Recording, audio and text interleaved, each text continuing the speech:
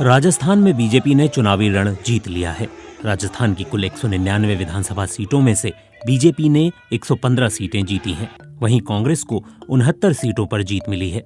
कहा जा रहा है कि राजस्थान में बीजेपी की चुनावी जीत में इसके कई दिग्गज नेताओं की खासी भूमिका रही। हालांकि बीजेपी ने किसी को भी सीएम चेहरा बनाकर चुनाव नहीं लड़ा, इसलिए अब ये सवाल काफी अहम हो गया है कि आखिर मुख्यमंत्री की कुर्सी पर कौन बैठेगा। इसमें सबसे बड़ा नाम वसुंधरा राजे सिंधिया का सामने आता है। वो 2 बार राजस्थान की मुख्यमंत्री रह चुकी हैं और कहा जा रहा है कि उनके पास लगभग 50 विधायकों का समर्थन प्राप्त है। लेकिन कई लोग ये भी कहते हैं कि बीजेपी आलाकमान और वसुंधरा के रिश्ते बेहतर नहीं रहे हैं, इसीलिए वसुंधरा राजे का मुख्यमंत्री की कुर्सी तक पहुंचना इतना आसान नहीं रहेगा। इसके बाद अगला चेहरा नजर आता है दिया कुमारी का।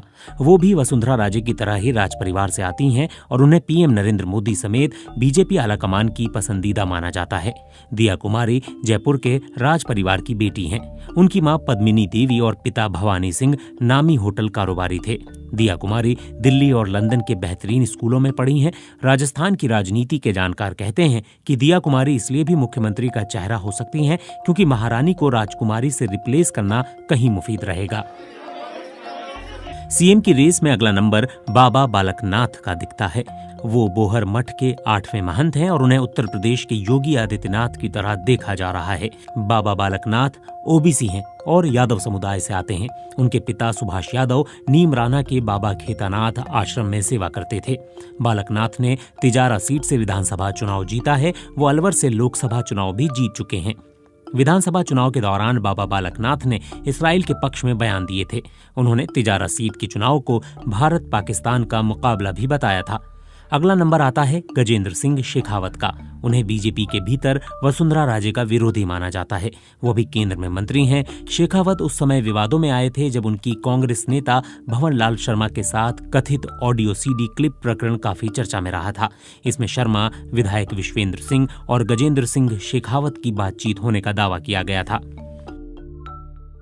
इसमें एक और नाम ओम बिड़ला का सामने आता है। वो फिलहाल लोकसभा स्पीकर हैं। उन्हें सीएम पद की रेस में छुपा रुस्तम माना जा रहा है।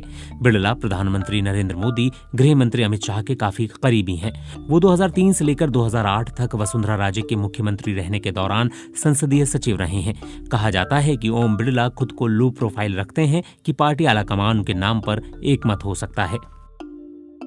राजस्थान विधानसभा में विपक्ष के नेता रहे राजेंद्र सिंह राठौड़ भी मुख्यमंत्री की कुर्सी पर बैठ सकते हैं। राठौड़ राजस्थान यूनिवर्सिटी के चर्चित छात्र नेता रह चुके हैं। 68 वर्षीय राठौड़ यहां पार्टी के उतार चढ़ाव में साथ रहे हैं। राठौड़ वसुंधरा राजे की दोनों सरकार में काफी ताकतवर मंत्री रहे, लेकिन केंद्र में बीजेपी के अंदर बदले शक्ति संतुलन को देखते हुए वो दिल्ली के करीब हो गए। इसलिए सीएम पद के लिए उनकी दावेदारी भी काफी मजबूत मानी जा रही है। अगर भाजपा ने जातिगत गणना को साधने की सोची तो उनकी लिस्ट में अर्जुन राम मेघवाल भी शामिल हो सकते हैं। पूर्व आईएएस और केंद्रीय कानून और न्याय मंत्री अर्जुन मेघवाल बीकानेर से सांसद हैं और पार्टी का दलित चेहरा हैं। उनके साथ खास बात यह है कि राजस्थान के दलितों में उनकी जाति के सबसे अधिक वोट हैं।